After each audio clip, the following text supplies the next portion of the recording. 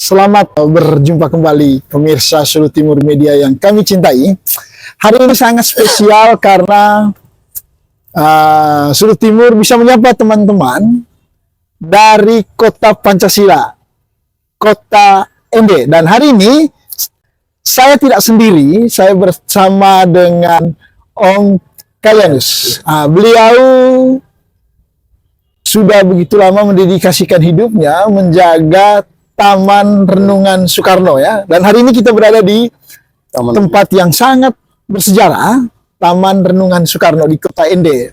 Selamat siang Om Kalianus. Saya panggilnya Om Kalianus atau Om Anus? Om Kalianus. Om Kalianus, Om Kalianus. Om Kalianus, sudah berapa lama Om Kalianus mengurus ini? Terima kasih. Kalau saya kerja di sini dari tahun 96.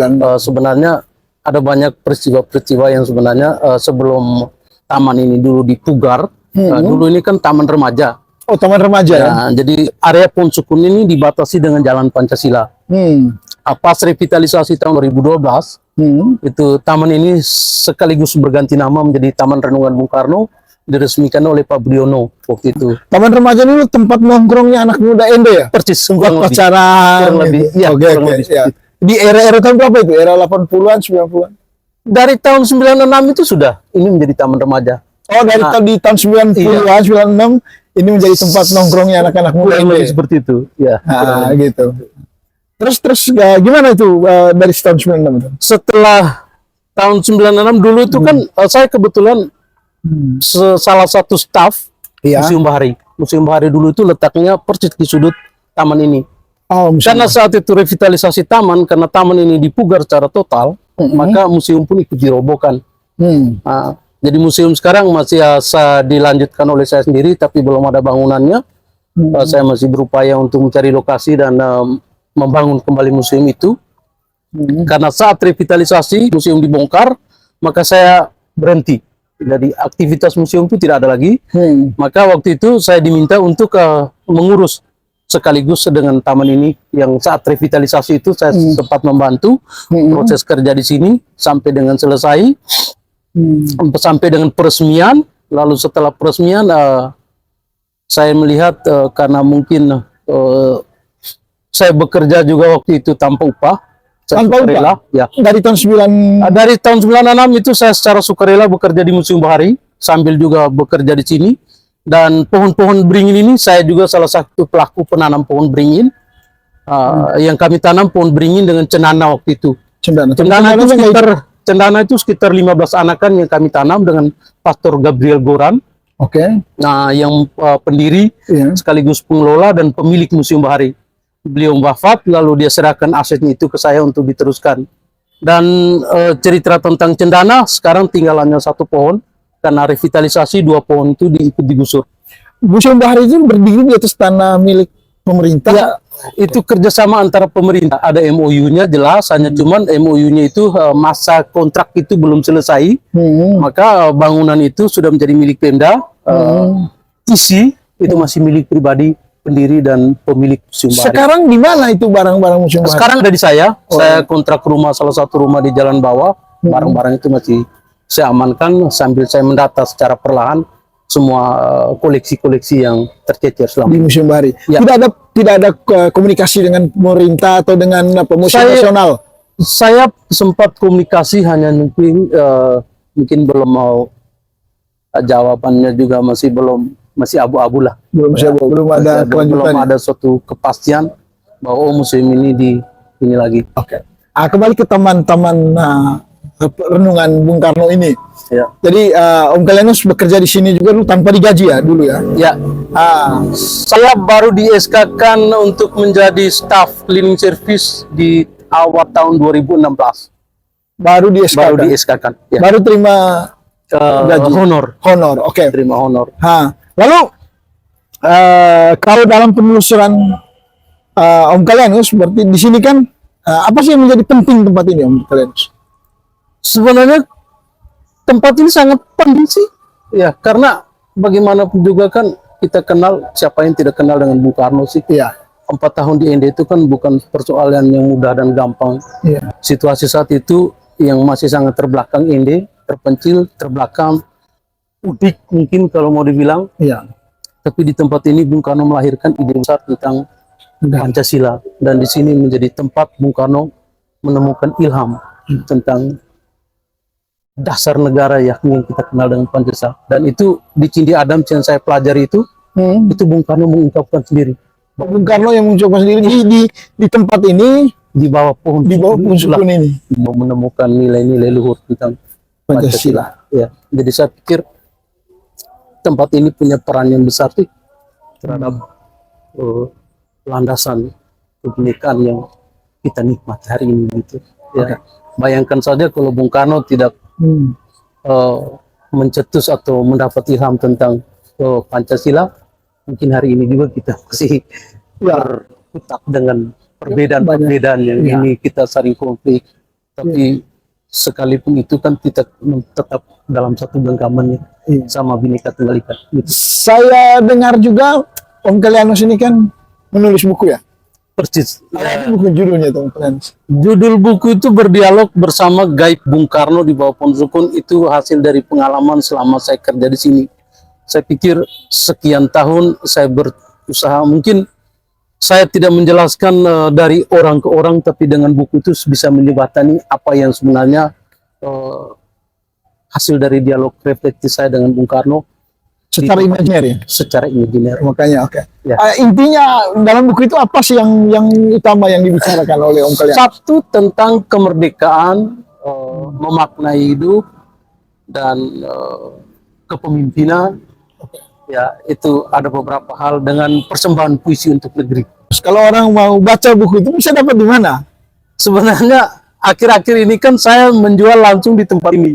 Oke. Ya, karena ketika tamu datang, saya coba untuk memandu dan sambil menjelaskan tentang buku yang saya tulis, dan banyak peminat. Mungkin buku itu 100 eksemplar yang saya cetak tidak sampai 5 bulan terjual. Ya, nanti, karena saya jual hanya di tempat ini. Nanti kita minta nomornya Om Kalianus, nanti kita masukkan di bawah. Jadi di bawah ini. Siap, di bawah ini ada nomornya Om Kalianus. Nanti biar orang juga bisa menghubungi Om Kalianus kalau pengen membaca bukunya kan. Ya, siap. Siap. Nah, kembali tadi kita bicara Ende Kota Pancasila, dan di sini fondasi negara, ideologi negara direnungkan, dipikirkan dan dirumuskan. Oke. Gimana pandangan Om Kalianus? Soalnya harusnya kan kita orang Flores ya, apalagi orang Ende itu harusnya menjadi garda terdepan ya untuk mempertahankan negara ini kan. Persis. Nah, gitu. Gimana tanggapan Om Kalianus kalau mendengar istilah ada orang-orang yang ingin memecah belah negara ini, berpandangan radikal, intoleran, ya jadi teroris. Gimana menurut Om Kalianus ketika ada orang Flores lah yang begitu? Mungkin salah satu faktor mungkin kalau saya sih secara mungkin sehingga orang timbul sikap radikal atau ini karena kurangnya keadilan mungkin yang dirasakan oleh pribadi orang itu, sehingga ketika dia memberontak maka sulit untuk hasil dari dia punya gitu tuh sulit untuk dibendung, ataukah kurangnya pemahaman dia terhadap nilai-nilai yang sebenarnya yang diwariskan oleh kita punya leluhur, ya nilai-nilai agama yang baik dan benar, ditambah dengan masukan dari orang-orang yang mungkin lebih menyesatkan dia lagi, akhirnya timbul radikal. Saya pikir itu mungkin harusnya kita orang Flores malu dong Om. Ya jelas, kalau saya secara pribadi sih saya malu. Saya malu kalau secara pribadi kita punya orang yang menjadi pemicu radikal, atau padahal kita memecah belah bangsa gitu. Apalagi memecah belah bangsa dengan cara yang merusak nilai-nilai yang sebenarnya tidak sesuai dengan kita punya warisan leluhur ya. Karena bagaimanapun juga kan Pancasila ini juga kan terlahir dari nilai-nilai budaya lokal, budaya orang Flores nih, budaya orang Flores. Gitu. Ya. Makanya kita harus menjadi garda terdepan ya harusnya. Seharusnya kita menjadi garda terdepan dalam membentingi radikal yang khususnya di kalangan generasi muda. Ya. Kabarnya juga Om Kalianus ini kemarin diberhentikan. Iya sih, kami jujur sebenarnya ke tanggal 9 Januari itu kan kami dipanggil ke dinas Oke. untuk memberitahukan soal pemberhentian kami. Ya, saya pikir juga mungkin ya sekaligus merefleksikan mungkin kerja selama ini mungkin menurut beberapa orang ya kita terima sajalah dulu sambil menunggu kepastian mungkin dipanggil atau tidak. Kalau saya secara pribadi saya terima saja dulu lah. Nanti ada waktunya untuk kita diskusi untuk bagaimana mengembalikan lagi ke posisinya.